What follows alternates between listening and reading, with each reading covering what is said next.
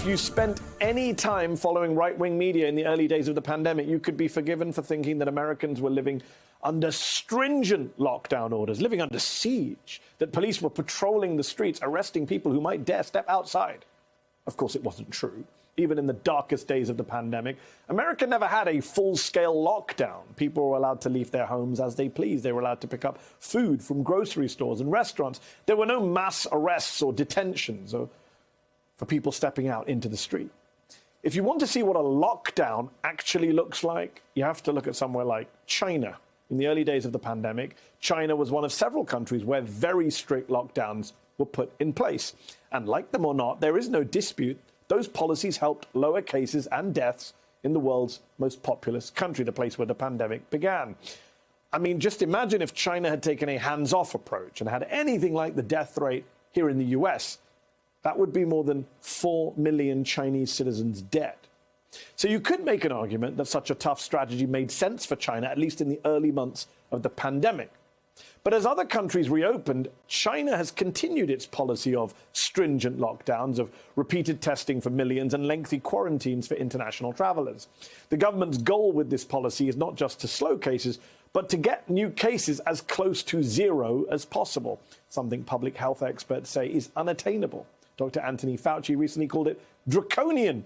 Complaints about the policy have circulated within China for months. When Shanghai was under lockdown this past spring, with most of its 25 million people forced to stay home, residents went online to share their concerns about not having enough food to eat. But aside from complaints like that, specific complaints like that, there had been few public demonstrations against the policy. Not because Chinese people aren't frustrated, but because the country's well-established tactics of repression and surveillance have kept dissent to a minimum until the past few days. Last week, an apartment building fire in northwest China killed 10 people and injured another 9, according to local authorities. Protesters say lockdown measures were partly to blame, although officials have denied that. Posts on social media also suggested that pandemic barriers kept fire trucks from getting close to the building. That fire has become a rallying cry for protesters in China who have endured almost 3 years of actual and, yes, draconian lockdowns. No zero COVID policy, but freedom. No zero COVID policy, but freedom. No zero COVID policy, but freedom. No zero COVID policy, but freedom. Since last week, demonstrations have popped up in at least 8 mainland cities and Hong Kong, pushing for an end to the lockdowns. Some demonstrators have even called for Chinese President Xi Jinping to step down. Brave of them.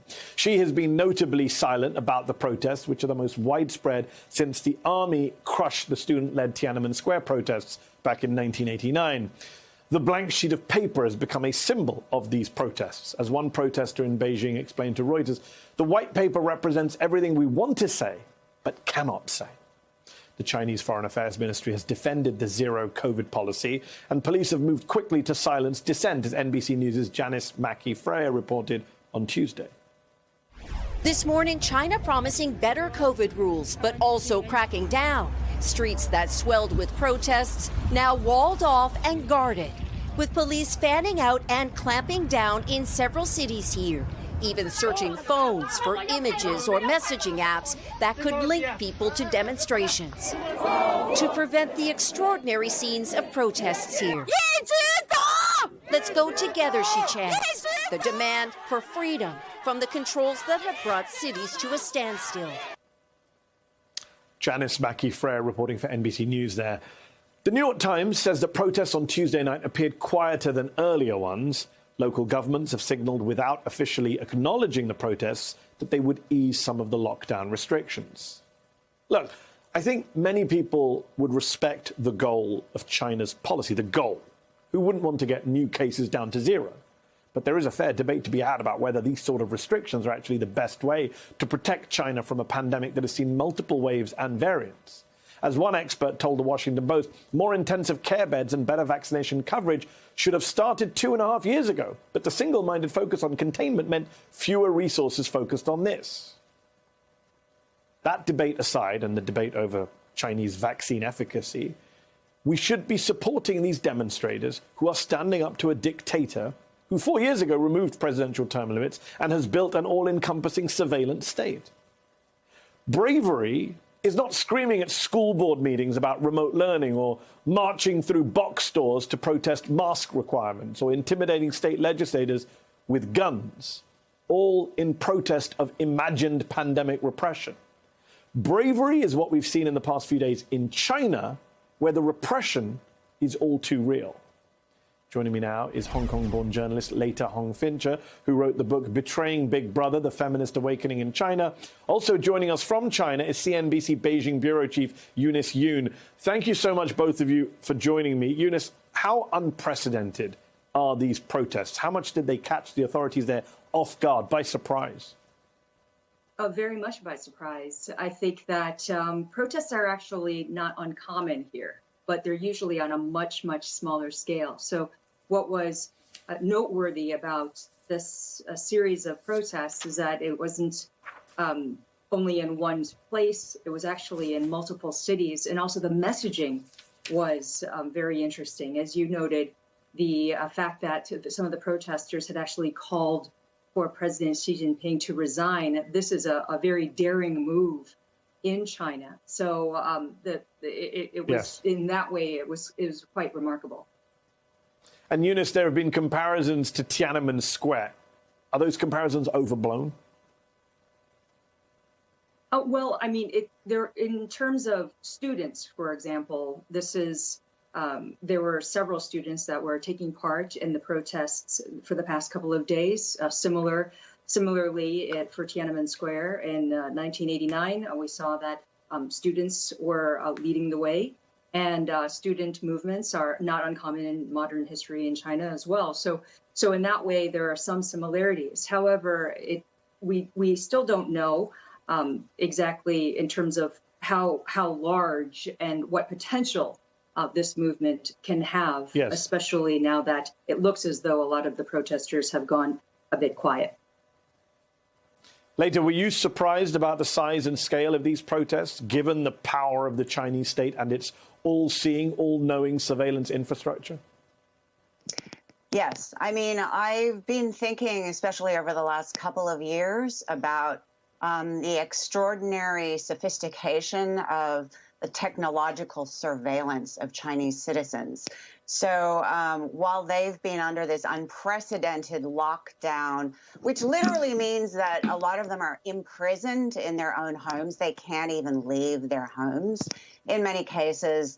On the other hand, the Chinese surveillance state has grown much more powerful. I just heard that police have been tracking the whereabouts of everybody who's taken part in the protests just by tracking their cell phone data.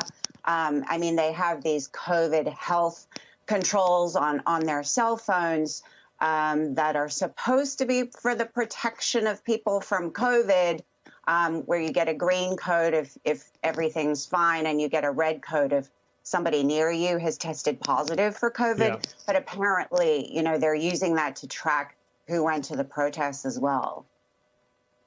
And later, you also tweeted earlier, quote, "Pay attention to all the young women on the front lines of China's protests being the first to take action. Their discontent has been mounting for many years prior to this moment." Unpack that angle for our viewers, please.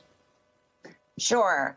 Well, I mean, you know, the most immediate cause of these protests is, as you said, this fire in Xinjiang, which killed, I believe, at least 10 people, mainly Uyghurs, including children.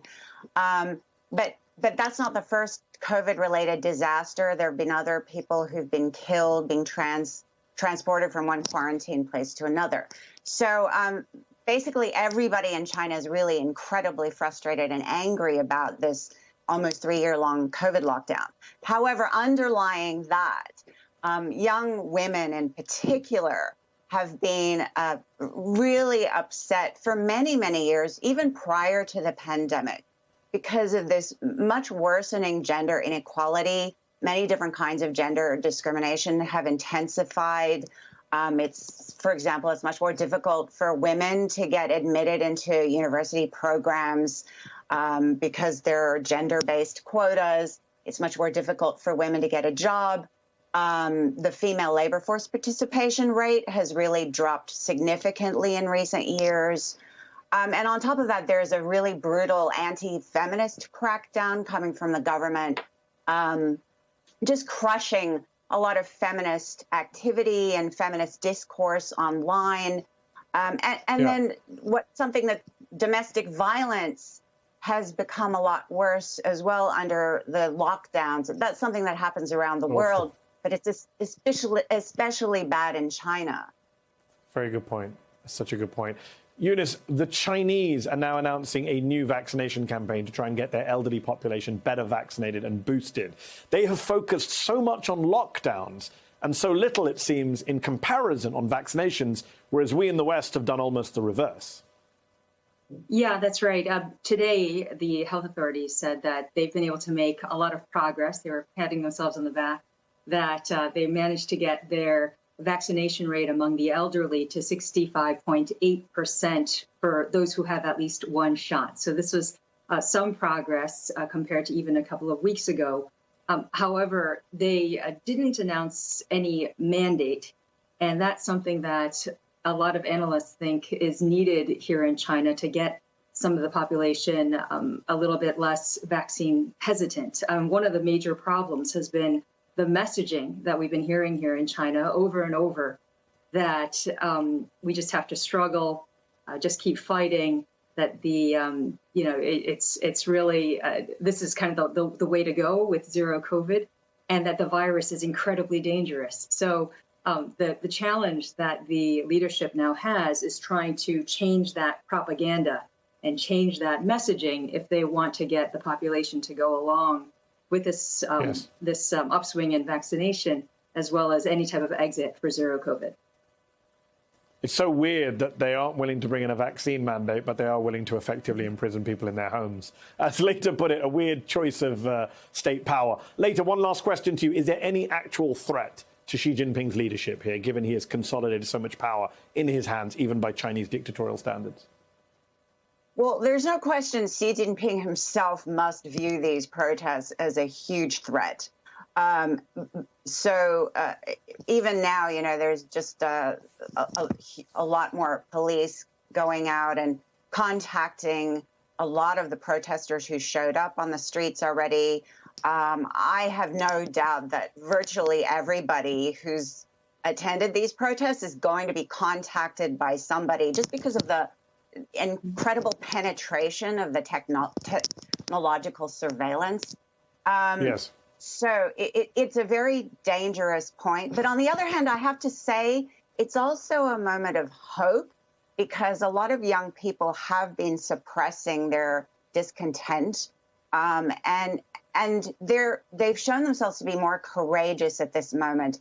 And I do think that there may be some, I'm hoping that there may be some in the Communist Party leadership, those are perhaps around Xi Jinping, who might urge that he listen to them. But unfortunately, he's now become this much more powerful dictator who's eliminated anybody who's going to criticize him. So it's a very dangerous moment.